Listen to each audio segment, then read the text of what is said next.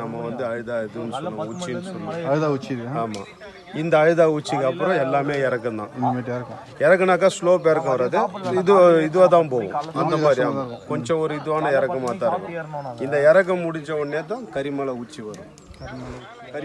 கரிமலை ஏற்றம் டாப்ல இருக்கும். அதாவது இந்த அழுதா மலையும் கரிமலையும்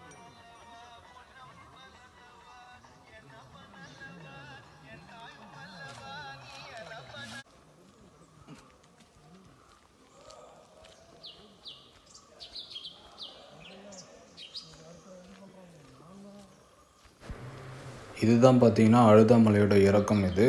இந்த மலைக்கு ஏன் அழுதாமலைன்னு பேர் வச்சாங்கன்னு பார்த்தீங்கன்னா, இந்த அழுதாமலை ஏற்றமும் சரி இறக்கமும் சரி, இது வந்து ஒரு முடிவே இல்லாத அளவுக்கு இந்த இறக்கம் போய்கிட்டே இருக்கும். அதனால் வந்து இந்த மலையில் வரவங்க நிறைய ஐயப்ப பக்தர்கள் வந்து அழுதுட்டு தான் போவாங்க.